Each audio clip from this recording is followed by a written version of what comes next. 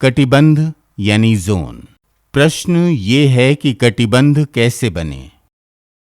चूंकि सूर्य वर्ष पर्यंत कर्क रेखा से मकर रेखा यानी 23.5 डिग्री उत्तरी गोलार्ध से 23.5 डिग्री दक्षिणी गोलार्ध के बीच ही रहता है, इसलिए कर्क रेखा से मकर रेखा तक वर्ष भर सर्वाधिक गर्मी पड़ती है, जिसके कारण इस क्षेत्र को उष्ण कटिबंध यानी हॉटेस्ट जोन कहते हैं। इस क्षेत्र के ऊपर दोनों गोलार्धों में 66.5 डिग्री तक सूर्य की किरणें तिरछी पड़ती हैं, जिससे इस क्षेत्र में ना अधिक गर्मी पड़ती है और ना अधिक ठंडी। इसीलिए इस क्षेत्र यानी दोनों गोलार्धों में 23.5 डिग्री से 66.5 डिग्री तक को समशीतोष्ण कटिबंध यानी टेम्परेट जोन कहते हैं। इस क्षेत्र के ऊपर दोनों गोलार्धों में 90 डिग्री यानी ध्रुवों तक सूर्य की किरणें या तो नहीं पहुंचती या तो काफी तिरछी पड़ती हैं। इसलिए इस क्षेत्र में बर्फ की मोटी परत जमी हुई है या जल प्लावित है।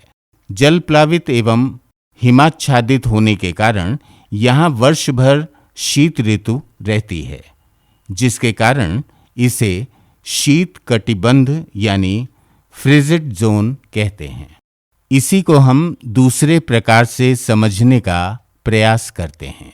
यदि पृथ्वी लघ्वक्ष गोलाभ न होकर चपटी यानी फ्लैट होती तो पृथ्वी पर सूर्य का प्रकाश सभी जगह पड़ता, लेकिन चूंकि पृथ्वी चपटी नहीं है, अतः उष्ण कटिबंध सूर्य के ज्यादा करीब है तथा शीत कटिबंध ज्यादा दूर।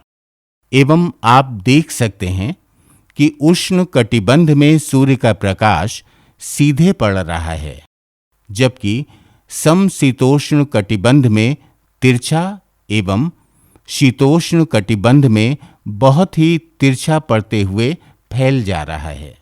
हमने अभी देखा कि जो सूर्य के ताप में क्षेत्र के आधार पर अंतर आ रहा है, यानी कहीं पर ताप ज्यादा पड़ रहा है तथा कहीं पर कम, अर्थात ताप के इस अंतर के आधार पर कटिबंध बनाए गए हैं। इसी ताप के अंतर के आधार पर पृथ्वी में दबाव का अंतर होता है, अर्थात जहां पर ताप ज्यादा होगा वहां निम्न दाब तथा जहां पर ताप कम होगा वहां पर उच्च दाब बनेगा। इसी निम्न दाब एवं उच्च दाब की वजह से पृथ्वी पर विंड सिस्टम यानी पवन चक्र बना है। पवनें उच्च दाब से निम्न दाब की तरफ चलती हैं। इसका विस्तृत अध्ययन हम मौसम एवं जलवायु के चैप्टर में करेंगे।